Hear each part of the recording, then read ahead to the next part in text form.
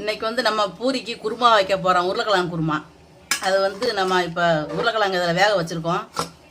எடுத்து பார்ப்போம்.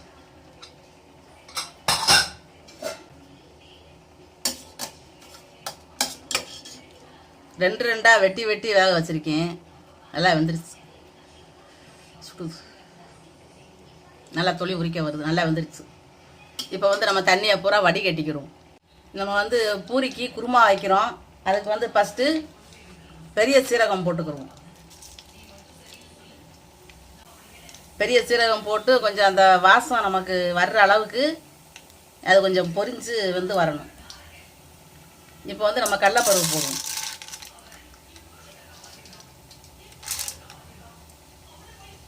இது கடலைப்பருப்பு நல்லா வெந்து வரணும். இப்போ கடலைப்பருப்பு வந்து பொன்னிறமாக வெந்திருக்கு. இப்போ வந்து நம்ம வெங்காயம் போடுவோம்.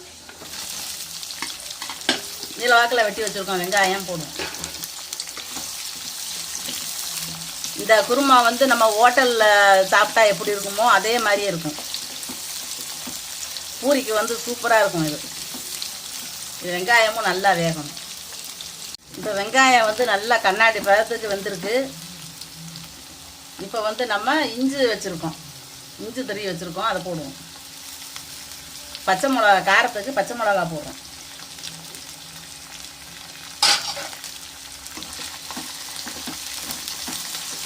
இந்த குருமாவுக்கு வந்து நம்ம தக்காளியெல்லாம் போட்டு இப்போ நம்ம தேவையான அளவுக்கு மஞ்சள் பொடி போடுவோம். பெருங்காயம் போடுவோம். இந்த இஞ்சி பச்சை மிளகாலாம் நல்லா வதங்குற வரைக்கும் வதக்கணும். வதங்கிக்கிட்டு இருக்கு. இப்போ வந்து நம்ம தேவையான குருமாவுக்கு தேவையான அளவுக்கு உப்பு போடுவோம். இப்போ தேவைக்கு தண்ணி ஊற்றுவோம்.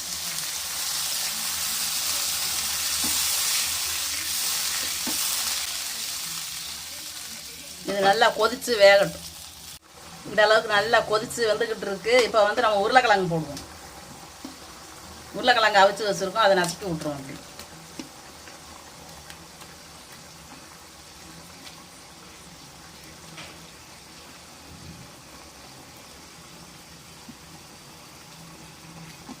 பூரி குருமான்னு சொல்லலாம், பூரி மசாலான்னு சொல்லலாம். நம்ம என்னன்னாலும் சொல்லிக்கிற வேண்டியதான். மொத்தத்தில் அது உருளைக்கிழங்கு குருமா. இது வந்து நமக்கு சாப்பிட்றதுக்கு சப்பாத்தி பூரிக்கெலாம் நல்லாயிருக்கும். இப்போ நல்லா அந்த உருளைக்கிழங்கு வந்து நல்லா கொதித்து வெந்துக்கிட்டு இருக்கு. நல்லா கெட்டியாகிடுச்சு. இப்போ நம்ம என்ன செய்கிறோம், கொஞ்சம் கடலை மாவு எடுத்து வச்சுருக்கோம். இது வந்து கடலை மாவு கரைச்சி வச்சுருக்கோம். இதை தூக்கி இதில் ஊற்றிடுவோம். ஊற்றிட்டு நம்ம கையெடுக்காமல் கிண்டணும். ஏன்னா கெட்டியாக ஒட்டிக்கிறோம். இதை கொஞ்சம் நல்லா அப்படியே கிண்டி விடணும். இது வந்து நம்ம கடலை மாவு ஊற்றினோம்னா கொஞ்சம் கட்டியாக இருக்கும். தொட்டு சாப்பிட்றதுக்கு நல்லாயிருக்கும். ருசியாகவும் இருக்கும். கிழங்கு இது கொஞ்சம் பெருசாக கிடந்துச்சுன்னா இப்படி நம்ம குத்தி விட்டு உடச்சிக்கலாம். இது வந்து ஒரு 5 நிமிஷம் இது நல்லா கொதிக்கட்டும். இப்போ இந்த அளவுக்கு நமக்கு கெட்டியாக வந்துடுச்சு. இப்போ நம்ம இறக்கிற வேண்டியதான். அடுப்பை ஆஃப் பண்ணிவிட்டு நம்ம இதை இறக்கி பரிமாறலாம். இப்போ வந்து 2 கருவேப்பிலை போடுவோம்.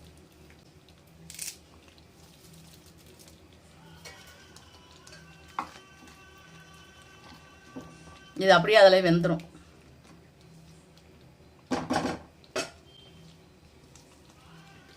இப்போ 2 நம்ம மல்லிச்செடி வெட்டி போடுவோம். மல்லி எல்லாம் எடுத்து வச்சுருக்கோம். அதையும் வெட்டி இதில் போட்டுருவோம்.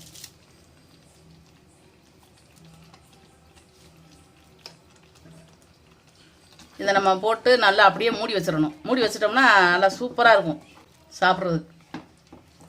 இந்த மல்லி வாடை எல்லாமே.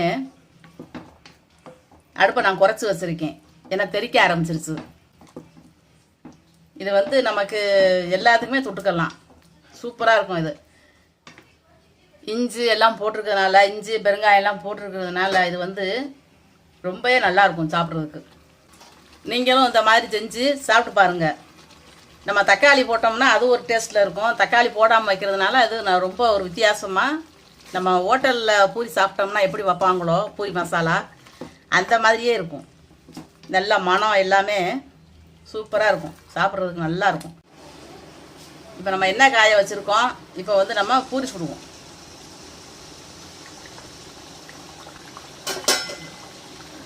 இது வந்து கோதுமை மாவில் தான் நம்ம பூரி சுடுறோம்.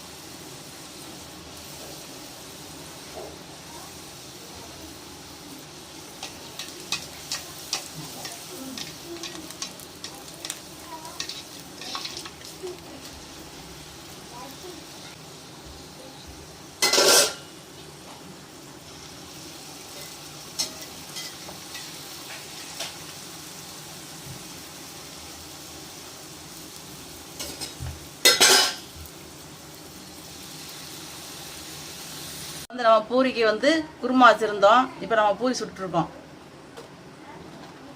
பூரி நல்லா வந்து நம்ம கோதுமை மாவு தான், வேறு எதுவும் போடலை, சும்மா உப்பு போட்டு தான் பிணைஞ்சி வச்சுருந்தோம். நல்லா பொசுன்னு கிளம்பி இங்கே நல்லா வந்திருக்கு.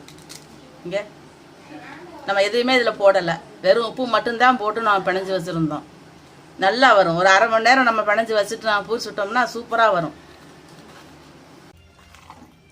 இந்த மாதிரி நீங்களும் செஞ்சு சாப்பிட்டு பாருங்கள். இந்த வீடியோ பிடிச்சிருந்துச்சுன்னா லைக் பண்ணுங்கள், ஷேர் பண்ணுங்கள், சப்ஸ்கிரைப் பண்ணுங்கள், பக்கத்தில் இருக்கிற பெல் பட்டனை அமைக்கி விட்ருங்க.